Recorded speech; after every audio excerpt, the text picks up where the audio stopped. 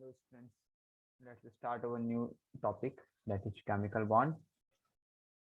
आज हमारा नया चैप्टर स्टार्ट होने वाला है। चैप्टर का नाम है chemical bond. This is lesson number 2। In previous chapter we have learned about the classification of periodic table and the properties. Now today we are going to learn about chemical bond. What are the types of chemical bond? What kind of bonds we have to learn in this standard? What we are going to learn in upper standards? These all are the things we are going to discuss today. So basically, what is chemical bond? First, we must know that what happens. Wait for a while. Okay. What is chemical bond? We have to know that chemical bond actually में होता क्या है? तो chemical bond कुछ नहीं होता है, दो एटम या मॉलिक्यूल को बाइंड करने वाला एक फोर्स होता है। और बाइंड करने का मतलब है अट्रैक्शन फोर्स। कई बार तो एक्चुअली में केमिकल होता भी नहीं और हम कहते हैं कि यहाँ पे केमिकल बॉन्ड है। तो केमिकल बॉन्ड एक बहुत छोटा force of attraction between two atoms और molecules. We can say that the chemical bond is force of attraction. भाई ऐसा फोर्स ऑफ अट्रैक्शन जिसने दो मॉलिक्यूल या एटम को आपस में जोड़ के रखा हो, उसको हम कह देंगे कि भाई यहाँ पे केमिकल बॉन्ड प्रेजेंट है। Is it clear? भाई दो एटम है, अगर हम बोल रहे हैं कि हाइड्रोजन हाइड्रोजन है, ये आपस में कनेक्ट क्यों है, तो हम कहेंगे भाई ये केमिकल बॉन्ड के थ्रू कनेक्ट है। हम कहेंगे सोडियम क्लोराइड ये आपस में कनेक्ट क्यों है, तो we will say chemical bond के थ्रू कनेक्ट है, यानी इनके बीच में अट्रैक्शन फोर्स है जिसकी वजह से आपस में क्या है, बाइंड है। तो फोर्स ऑफ अट्रैक्शन को ही हम केमिकल बॉन्ड कहते हैं केमिस्ट्री का लैंग्वेज में। Now types of chemical bond, ये एक बहुत बड़ा टॉपिक है। टाइप्स ऑफ केमिकल बॉन्ड,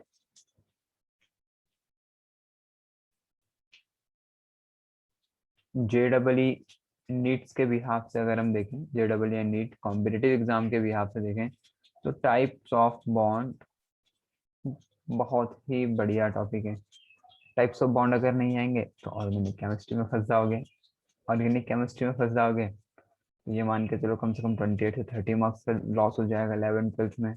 ये टॉपिक एग्जाम के पॉइंट ऑफ व्यू से भी और केमिस्ट्री के पॉइंट ऑफ व्यू से भी बहुत इंपॉर्टेंट टॉपिक है, टाइप्स ऑफ केमिकल बॉन्ड।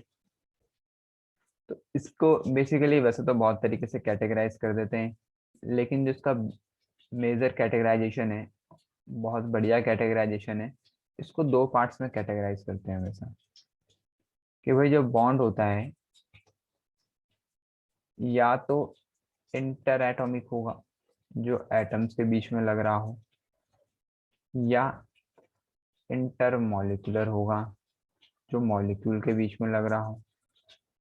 जैसे हाइड्रोजन हाइड्रोजन की बात करी थी हमने, तो वो इंटर एटॉमिक फोर्स था। इंटर मॉलिक्यूलर की अगर हम बात करेंगे तो हम कह सकते हैं कि हाइड्रोजन फ्लोरीन का हाइड्रोजन क्लोरीन का, तो वो सब इंटर मॉलिक्यूलर फोर्सेस हो गए। दो हाइड्रोजन क्लोरीन आपस में कैसे जुड़े हुए हैं, that are inter molecular force.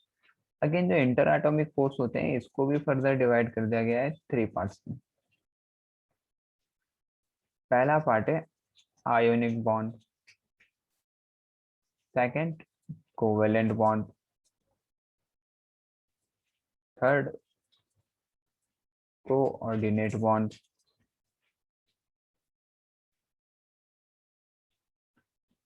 Third part है coordinate bond, fourth one is metallic bond. So these are basically 4 types of interatomic bond. Interatomic कितने टाइप के हो गए, 4 टाइप हो जाएंगे। आयोनिक, आयोनिक में क्या होता है भाई, भी हमने टाइप्स ऑफ बॉन्ड के बारे में बात करी कि जो वो अट्रैक्शन फोर्स होगा, अब वो अट्रैक्शन फोर्स आएगा कैसे, या तो इलेक्ट्रॉन के शेयरिंग से आएगा या इलेक्ट्रॉन के ट्रांसफर से आएगा।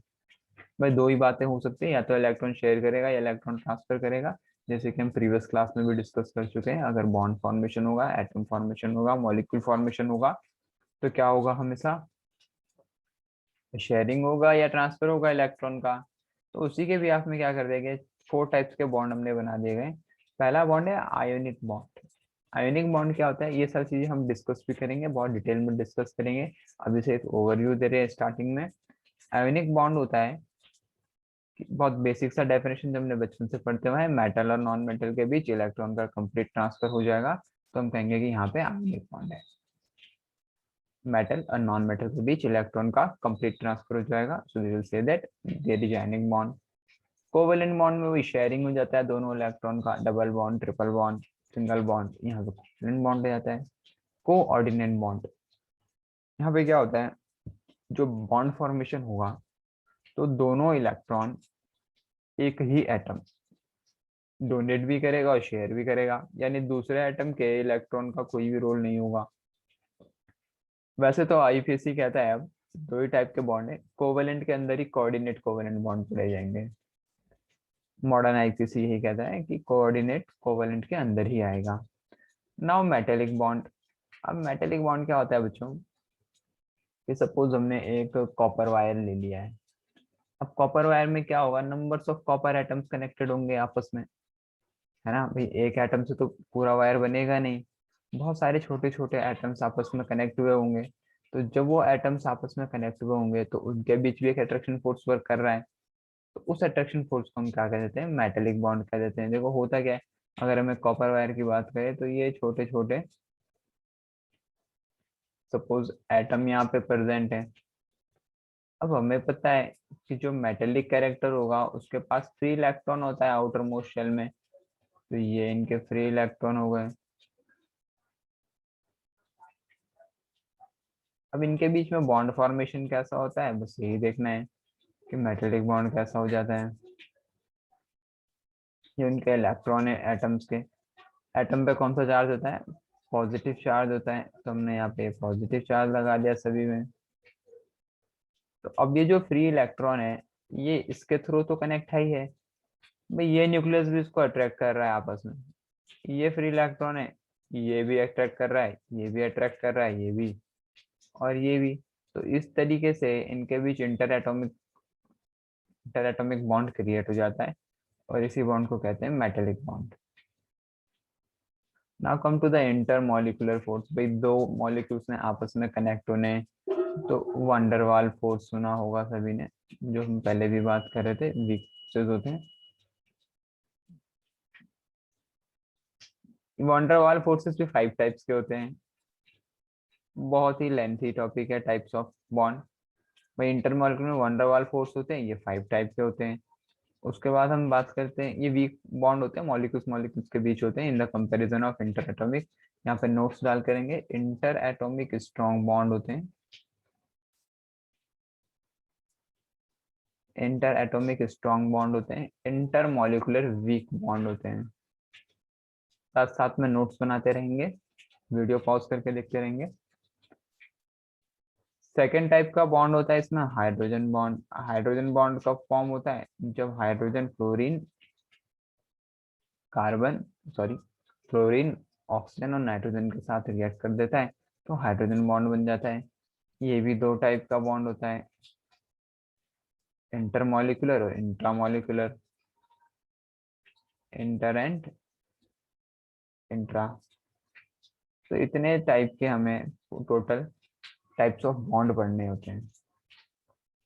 भाई अगर हम बहुत बेसिक डिफरेंस की बात करें तो इंटर एटॉमिक बहुत स्ट्रांग होते हैं, यानी इनको एनर्जी का रिक्वायर्ड होता है 200 से 400 किलो जूल पर मोल, अगर हमें इनको ब्रेक करना है तो इतना एनर्जी रिक्वायर्ड होता है। वीक फोर्स का जो रहता है, जो होता है वो 2 से 40 किलो जूल पर मोल होता है। बहुत सारी बुक में ये 40 की जगह रेफरेंस में 38 और 32 भी गिवन है।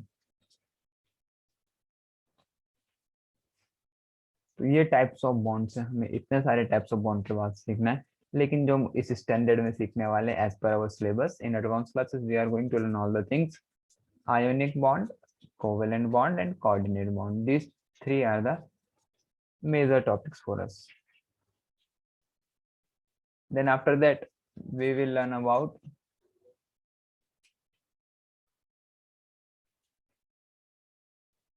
cause of chemical bonding। ये सब हम सीखने वाले हैं केमिकल बॉन्डिंग में। काउज ऑफ केमिकल बॉन्डिंग, कि भाई केमिकल बॉन्ड बनता क्यों है एक्चुअली में। उसके बाद हम पढ़ेंगे आयोनिक बॉन्ड। आयोनिक बॉन्ड में हम क्या क्या पढ़ेंगे, आयोनिक बॉन्ड का हम फॉर्मेशन पढ़ेंगे, लैटिस एनर्जी पढ़ेंगे, प्रॉपर्टीज पढ़ेंगे इनकी। प्रॉपर्टीज क्या क्या होंगी, प्रॉपर्टीज में हम इनका स्टेट के बारे में पढ़ेंगे,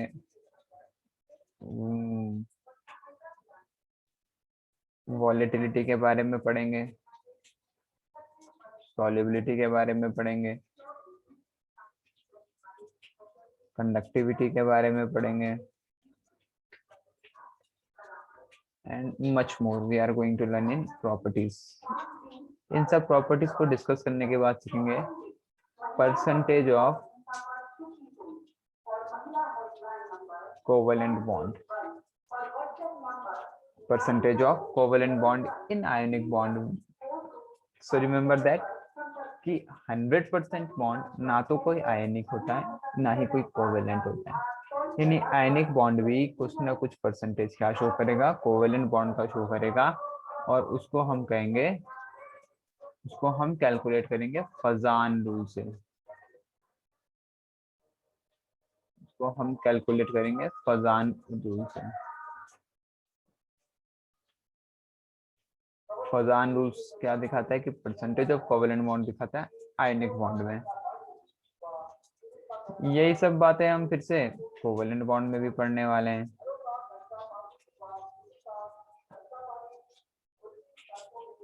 यही सब हम कोवेलेंट बॉन्ड में भी पढ़ने वाले हैं। कोवेलेंट बॉन्ड कहता है कि भाई फॉर्मेशन पढ़ना पड़ेगा, उसमें उसमें लैटिस एनर्जी होता नहीं है, वो लैटिस नहीं बनाएगा, तो लैटिस एनर्जी पढ़ना नहीं है कोवेलेंट बॉन्ड में। कोवेलेंट बॉन्ड होता है नॉन डायरेक्शनल, कोवेलेंट बॉन्ड होता है, सॉरी, कोवेलेंट बॉन्ड होता है डायरेक्शनल।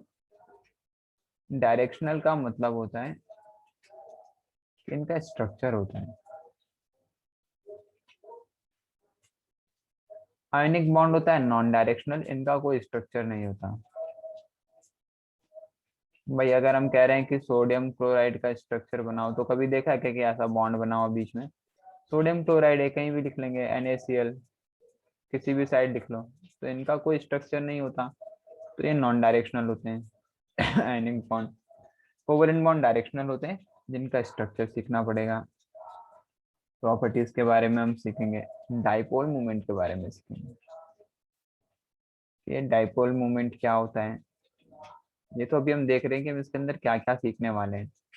डाइपोल मूवमेंट की वजह से सीखेंगे कि इसमें कितना परसेंटेज आयोनिक बॉन्ड एग्जिस्ट करता है, कितना परसेंटेज आयोनिक बॉन्ड एग्जिस्ट करता है, ये सब हम सीखने वाले हैं कोवेलेंट बॉन्ड में भी। I hope this thing clear to you कि कितना सब कुछ हम इस चैप्टर में सीखने वाले हैं। तो अपना चैप्टर स्टार्ट करते हैं अभी। Let's start our chapter. Ionic bond समझ में आ गया होगा कि लैटिस एनर्जी कैसे प्रोड्यूस होगी। ये बस एक मेजर डिफरेंस है, ये नॉन डायरेक्शनल होते हैं। नॉन डायरेक्शनल का मतलब होता है कि इनका कोई स्ट्रक्चर नहीं होता, एक अकेले एटम की बात कर रहे हैं। भाई अगर बहुत सारे सोडियम क्लोराइड आपस में कनेक्ट कर दो तो एक लैटिस फॉर्मेशन हो जाता है, लेकिन एक अकेले सोडियम क्लोराइड को कोई भी स्ट्रक्चर नहीं होगा। ये भी हम आगे डिस्कस करने वाले हैं। कोवेलेंट बॉन्ड डायरेक्शनल होगा, इनका स्ट्रक्चर होगा, ऑर्गेनिक केमिस्ट्री में वही पढ़ने वाले हैं। 400 से 500 नॉर्मल स्ट्रक्चर्स होते हैं, उसके बाद कुछ डेरिवेशन आते हैं स्ट्रक्चर्स के, वो सब हम सीखेंगे। तो चलो बच्चों, आज का हम पहला टॉपिक को स्टार्ट कर लेते हैं। फर्स्ट टॉपिक है काउज ऑफ केमिकल कॉम्बिनेशन।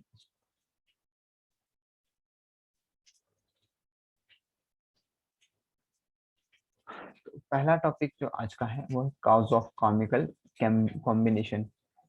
तो एक बहुत छोटी सी थ्योरी जो हम बचपन से पढ़ते हुए आ रहे हैं, इसको ध्यान रखना। टू अचीव, क्यों होता है, to achieve, to achieve noble gas configuration, भाई हर एटम चाहता है कि नोबल गैस कॉन्फ़िगरेशन आ जाए, तो वो हो जाएगा स्टेबल। केमिस्ट्री में हमेशा स्टेबल की बात करते हैं, केमिस्ट्री में हम हमेशा स्टेबिलिटी की बात करते हैं। भाई नेचर में 117 एलिमेंट्स अभी तक फाउंड नहीं, 117 से 120, लेकिन कंपाउंड कितने हैं? करोड़ों कंपाउंड है। ऐसा क्यों? क्योंकि कंपाउंड्स आर स्टेबल और जो एटम्स है वो अनस्टेबल है। कुछ ही ऐसे एटम्स हैं जो स्टेबल है। आगे जाके हम वो भी देखते हैं कि जैसे नोबल गैसेस होती हैं, नोबल गैस या इनर्ट गैस, ये हम कहते हैं कि स्टेबल गैसेस है क्योंकि इनका जो कॉन्फ़िगरेशन है, इलेक्ट्रॉनिक कॉन्फ़िगरेशन है, लास्ट शेल में फुल है। इट मीन्स 8 है या 2 है। तो हम कहते हैं कि ये सारे के सारे एटम्स क्या हैं? स्टेबल हैं और ये रिएक्ट नहीं करेंगे। बट अपर क्लासेस में हम देखते हैं कि जिनॉन के भी फ्लोराइड्स हैं, ऑक्साइड हैं। ये सब बातें हम आगे देखने वाली होती हैं। बट एज ऑफ नाउ कि भाई अगर कोई एटम अनस्टेबल है तो वो क्या करना चाहेगा हमेशा? नोबल गैस कॉन्फ़िगरेशन, यानी नोबल गैस का इलेक्ट्रॉनिक कॉन्फ़िगरेशन अचीव करना चाहेगा। नोबल गैस का इलेक्ट्रॉनिक कॉन्फ़िगरेशन लास्ट शेल में या तो 8 इलेक्ट्रॉन होते हैं या 2 इलेक्ट्रॉन होते हैं। भाई लास्ट शेल में या तो 8 इलेक्ट्रॉन होंगे या 2 इलेक्ट्रॉन होंगे, तो हम कहते हैं कि नोबल गैस कॉन्फ़िगरेशन हो चुका है। अगर हम एग्जांपल के साथ देखें तो सबसे पहले हीलियम के बारे में बात कर लेते हैं। हीलियम का 2 हो जाता है, आर्गन 2 8, तो इस तरीके से लास्ट में उनका 8 हो जाता है।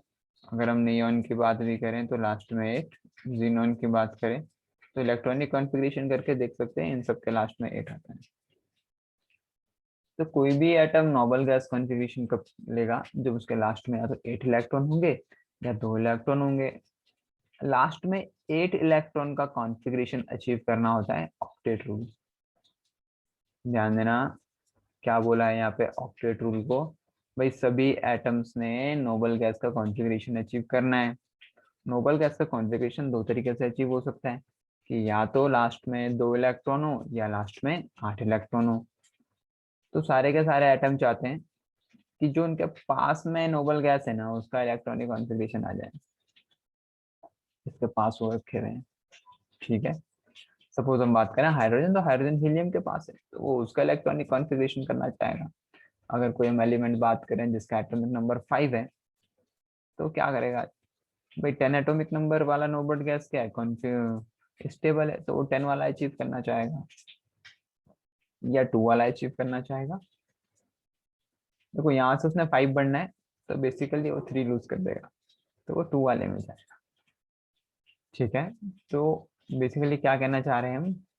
ये कहना चाह रहे हैं कि जो एटम नोबल नोबल गैस के करीब होगा वो उसी नोबल गैस का कॉन्फ़िगरेशन चाहेगा। सपोज भाई अगर हम बात करें कि एटॉमिक नंबर है 7, अब अगर हम दो नोबल गैस देखें इसके पास के, तो एक होगा 2, एक होगा 10। भाई इन दोनों के ही भाई इलेक्ट्रॉनिक कॉन्फ़िगरेशन करो, 2 8, ये दोनों के दोनों क्या है? स्टेबल है या अनस्टेबल है? अब 7 के नजदीक दो नोबल गैसेस हैं, एक 2 वाला है एक 10 वाला है। तो बताओ एक इसका इलेक्ट्रॉनिक कॉन्फ़िगरेशन अचीव करना चाहेगा और दूसरी बात है 10 वाले का, क्योंकि ये इसके नजदीक है, 10 वाला इसके नजदीक है। तो हमेशा जब भी एक एटम रिएक्ट करता है, कंबाइन करता है, तो वो यही चाहता है कि उसके पास जो भी नोबल गैस का कॉन्फ़िगरेशन हो वो उसको अचीव कर ले। अब वो अचीव कैसे कर रहे हैं? या तो लास्ट में 8 इलेक्ट्रॉन होना चाहिए या लास्ट में 2 इलेक्ट्रॉन होना चाहिए। तो लास्ट में 8 इलेक्ट्रॉन अगर कोई अचीव करना चाह रहा है तो हम उसको कहेंगे, यहाँ पर आएगा ऑक्टेट रूल। और अगर लास्ट में 2 इलेक्ट्रॉन आना चाह रहा है तो हम उसको कहेंगे duplet rule. Is it clear कि हम ऑक्टेट रूल कब कह रहे हैं और ड्यूप्लेट रूल कब कह रहे हैं? ऑक्टेट रूल के बारे में बात कर रहे हैं कि जब आउटर मोस्ट शेल में 8 इलेक्ट्रॉन का कॉन्फ़िगरेशन चाहेगा तो हो जाएगा भाई ऑक्टेट रूल। ड्यूप्लेट रूल की हम बात करें जब लास्ट में वही 2 इलेक्ट्रॉन का कॉन्फ़िगरेशन चाहेगा तो हो जाएगा duplet rule. Is it clear? Okay, let's move little bit ahead now कि ये समझ में आ गया कि केमिकल कॉम्बिनेशन क्यों हो रहा है। अब भाई वो अचीव कर दे रहे हैं, अब ट्रांसफर कर रहे हैं तो आयन बन जाएंगे। आयन बन जाएंगे तो किसी न किसी, भाई अगर कोई इलेक्ट्रॉन लूज कर रहा है, कोई इलेक्ट्रॉन गेन कर रहा है तो आयन बन गया। आयन बन गया तो अट्रैक्शन फोर्स में आ जाएगा भाई। अब अकेला तो कोई शेयर करेगा नहीं, अगर उसको कंबाइंड होना है, नोबल गैस का कॉन्फ़िगरेशन चाहिए तो किसी न किसी के साथ शेयरिंग करेगा। शेयरिंग करेगा तो क्या हो जाएगा, एक केमिकल बॉन्ड फॉर्म हो जाएगा, फिर कंपाउंड क्रिएट हो जाएगा।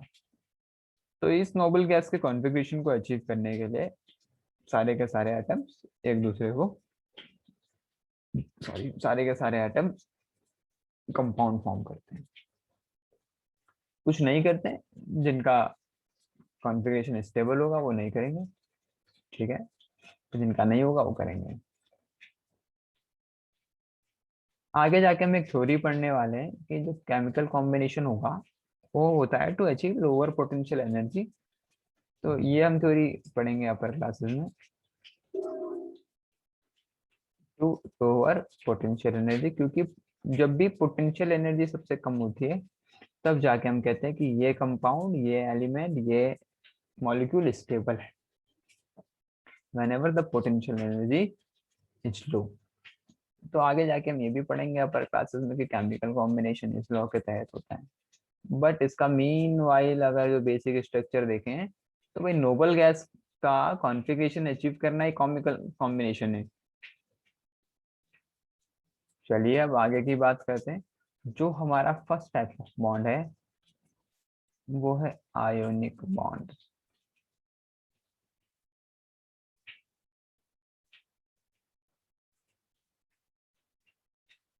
ये है आयनिक बॉन्ड। बहुत छोटी बात कहते हैं कि आयनिक बॉन्ड कब फॉर्म होता है, जब मेटल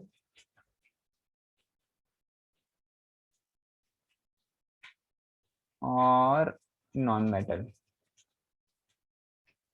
में आपस में इलेक्ट्रॉन का ट्रांसफर हो जाता है तो एक फोर्स ऑफ अट्रैक्शन क्रिएट हो जाता है। उस फोर्स ऑफ अट्रैक्शन को हम आयनिक बॉन्ड कहते हैं। आयनिक बॉन्ड का दूसरा नाम इलेक्ट्रोवैलेंट बॉन्ड भी है। आयनिक बॉन्ड का दूसरा नाम है इलेक्ट्रोवैलेंट बॉन्ड। अब देखो भाई होता है क्या, सपोज एक एग्जांपल ले लेते हैं, एक मेटल ले लेते हैं,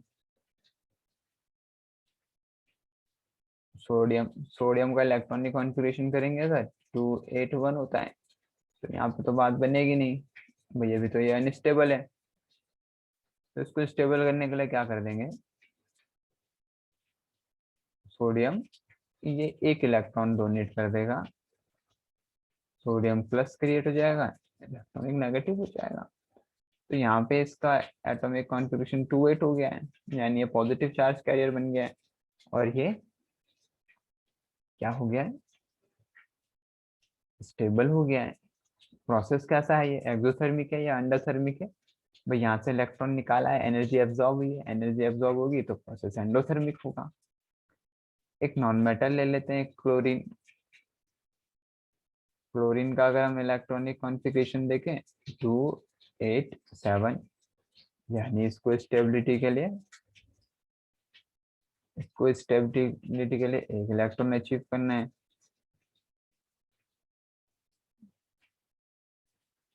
इसको स्टेबिलिटी के लिए एक इलेक्ट्रॉन अचीव करना है, कैसे करेगा, chlorine plus 1 electron gives chlorine negative, ठीक है। अब क्या होगा भाई, ये भी पॉजिटिव कैरियर बन चुका है, ये नेगेटिव कैरियर बन चुका है, और you can say positive charge बन गया है, नेगेटिव चार्ज बन गया है। अब ये पॉजिटिव और नेगेटिव चार्ज आपस में एक दूसरे को अट्रैक्ट करेगा। पॉजिटिव नेगेटिव चार्ज आपस में एक दूसरे को अट्रैक्ट करेगा, और इसी फोर्स ऑफ अट्रैक्शन को हम कहेंगे इलेक्ट्रोस्टैटिक फोर्स ऑफ अट्रैक्शन।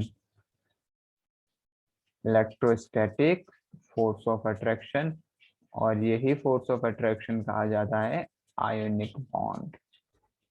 यही फोर्स ऑफ अट्रैक्शन को कहा जाता है आयोनिक बॉन्ड।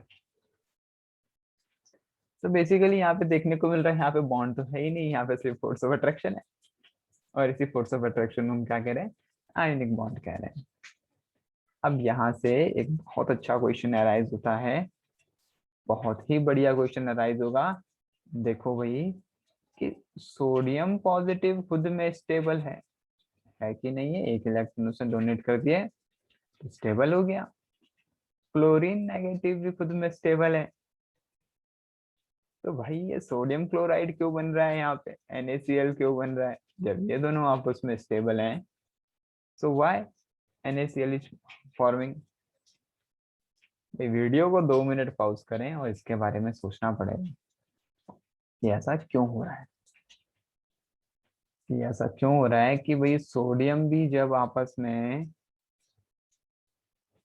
सोडियम पॉजिटिव भी क्या है, स्टेबल है, क्लोरीन नेगेटिव भी स्टेबल है, तो फिर ऐसा क्यों हो रहा है कि सोडियम क्लोराइड का फॉर्मेशन हो जा रहा है?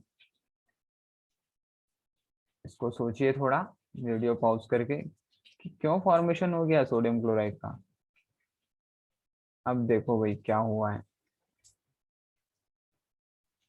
ये हमने इरेज कर दिया है समझाने के लिए, ठीक है।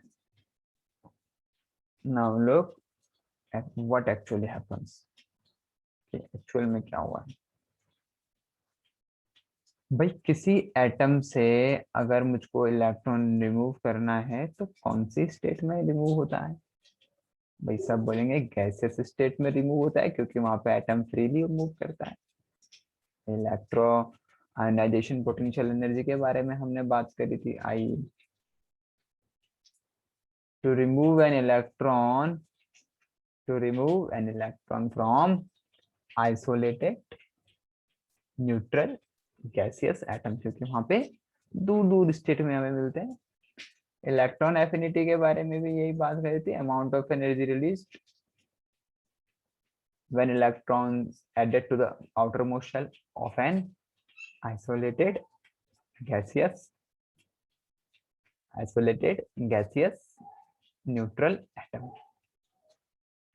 तो अब देखो भाई क्या है, ये दोनों के दोनों गैसेस स्टेट में है, ये दोनों के दोनों गैसेस स्टेट में, यानी फ्री मूव करेंगे। गैसेस स्टेट में कोई भी स्टेबल होता नहीं है, क्योंकि फ्री मूव करता रहता है। भाई ये दोनों फ्री मूव कर रहे थे, ठीक है, फ्री मूव कर रहे थे तो क्या होगा, इन दोनों के बीच में एक अट्रैक्शन फोर्स क्रिएट हो जाएगा। अब ये अट्रैक्शन फोर्स जब क्रिएट हो गया तो ये एक दूसरे के पास आते रहेंगे, एक लिमिट ऐसा आएंगे कि इससे ज्यादा पास नहीं आएंगे। क्यों नहीं आएंगे उसको अभी समझते हैं, कि इससे ज्यादा पास, एक लिमिट ऐसा आएगा कि वो इससे ज्यादा पास नहीं आएंगे और रिपल्सन फोर्स स्टार्ट कर देंगे। वो रिपल्सन स्टार्ट कर देंगे जब तक अट्रैक्शन होगा एक लिमिट तक, तो हम उसको कहेंगे कि वो बॉन्ड लेंथ है, और ये सॉलिड स्टेट में हो जाएगा भाई। क्योंकि ये दोनों गैसेस स्टेट में एटम्स दूर दूर होते हैं, जब इनमें फोर्स ऑफ अट्रैक्शन लगा तो ये पास आते रहे, और जब ये पास आ जाएंगे तो ये सॉलिड स्टेट में फॉर्मेशन होगा मेटल एंड नॉन मेटल का। I hope this thing is clear to you, कि भाई सोडियम पॉजिटिव भी क्या है, सोडियम पॉजिटिव भी स्टेबल है, क्लोरीन नेगेटिव भी स्टेबल है, but they both are in gaseous form. In gaseous form charge particles are free to move. तो वो देखेगा जैसे क्लोरीन नेगेटिव मिल गया उसको दूर, कहीं देखेगा नेगेटिव मिल गया, यहाँ पॉजिटिव घूम रहा था, इसने देखा रे ये इधर मिल गया, चलो इसको अट्रैक्ट किया जाए, फिर क्या होगा, ये दोनों को दोनों अट्रैक्शन फोर्स से बाउंड हो जाएंगे। जब ये दोनों पास आ जाएंगे तो पास में कौन सी स्टेट में सबसे ज्यादा पास होते हैं, तो सॉलिड स्टेट में पास होते हैं।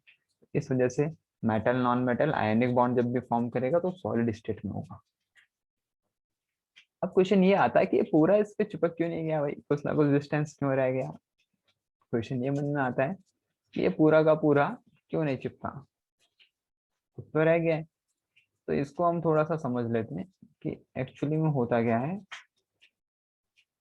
अभी हमने बात करी थी कि why chemical combination is formed, क्यों केमिकल कॉम्बिनेशन होता है। तो बहुत सिंपल सा उसका आंसर हमने बताया था कि वो जो केमिकल कॉम्बिनेशन है वो नोबल गैस कॉन्फ़िगरेशन अचीव करने के लिए होता है। उसके पीछे एक थ्योरी हम और बता रहे थे, to achieve lower potential energy, to achieve lower potential energy. तो क्या होता है देखेंगे यहाँ पे, wait for a while.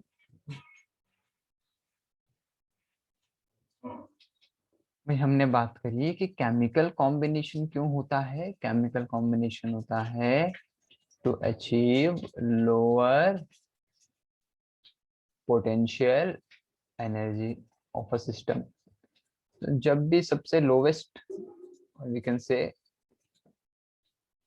Lowest potential energy होगा तो हमारा सिस्टम स्टेबल होगा। अब इस बात को थोड़ा समझ लेते हैं। भाई दो एटम्स हैं, तो दो एटम्स में क्या क्या प्रेजेंट होगा। सपोज ये ए एटम है, ये बी एटम है, इसमें न्यूक्लियस होगा Na Nb, इसमें इलेक्ट्रॉन होंगे, electron of A, electron of B. अब ये दोनों के दोनों एटम में आपस में कौन कौन सा फोर्स लगेगा। भाई दो फोर्स लगेंगे हमेशा जब भी दो एटम होंगे। एक तो होगा अट्रैक्शन फोर्स, दूसरा होगा रिपल्सन फोर्स। अट्रैक्शन फोर्स कब लगेगा, जब Na Nb Ea B में जब nucleus of A electron of B को अट्रैक्ट करेगा तो अट्रैक्शन फोर्स लगेगा। Nucleus of B electron of A को अट्रैक्ट करेगा तो अट्रैक्शन फोर्स लगेगा। इतनी बात समझो, क्योंकि न्यूक्लियस में पॉजिटिव चार्ज होता है और यहाँ पे नेगेटिव चार्ज होता है। तो इसका मतलब ये ए एटम का इलेक्ट्रॉन, ये न्यूक्लियस इसके इलेक्ट्रॉन को भी अट्रैक्ट करेगा, ये वाला न्यूक्लियस इसके इलेक्ट्रॉन को भी अट्रैक्ट करेगा। तो यहाँ पे क्या हो जाएगा, अट्रैक्शन फोर्स लगेगा। अब रिपल्सन फोर्स क्या होता है, रिपल्सन फोर्स सेम काइंड के पार्टिकल्स के बीच लगता है, यानी Na और Nb एक दूसरे को रिपल करेंगे, Ea और Ev भी एक दूसरे को रिपल करेंगे।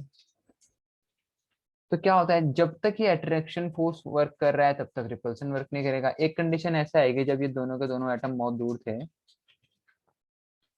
तो ये क्या करेंगे, एक दूसरे को अट्रैक्ट करेंगे, ये एक दूसरे को अट्रैक्ट करते रहेंगे। अट्रैक्ट करने के बाद क्या होगा, ये दोनों के दोनों पास आएंगे। कब तक पास आएंगे, जब तक ये रिपल्सन फोर्स काम करना स्टार्ट ना कर दे। जैसे ही ये रिपल्सिव फोर्स काम करना स्टार्ट कर देगा तो ये दोनों के दोनों इससे ज्यादा पास नहीं जा पाएंगे। तो हम कहेंगे कि जब अट्रैक्शन फोर्स क्या हो जाएगा, मैक्सिमम हो जाएगा और repulsion force is about to start, भाई रिपल्सन फोर्स स्टार्ट होने ही वाला है, तो ये जो भाई इनके बीच का लेंथ बन जाता है, बच जाता है, इसको हम कहते हैं बॉन्ड लेंथ। इसको हम कहते हैं बॉन्ड लेंथ। एक बार हम फिर से समझ लेंगे। भाई दो पार्टिकल्स हैं, अगर दूर दूर रखें चार्ज पार्टिकल्स है तो एक दूसरे को अट्रैक्ट करते रहेंगे। कब तक अट्रैक्ट करेंगे, जब तक वहां पे रिपल्सन फोर्स स्टार्ट ना हो जाए। जैसे ही वहां पे रिपल्सन फोर्स स्टार्ट होगा तो हम कहेंगे कि अब ये इससे ज्यादा अट्रैक्ट नहीं होने वाले, तो यानी सिस्टम का लोवेस्ट पोटेंशियल एनर्जी अचीव हो गया है।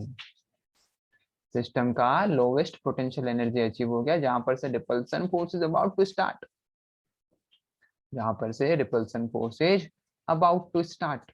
और हम उसी को कहते हैं कि भाई सिस्टम का लोवेस्ट पोटेंशियल एनर्जी अचीव हो गया है और एक केमिकल कॉम्बिनेशन यहाँ पे क्रिएट हो गया है।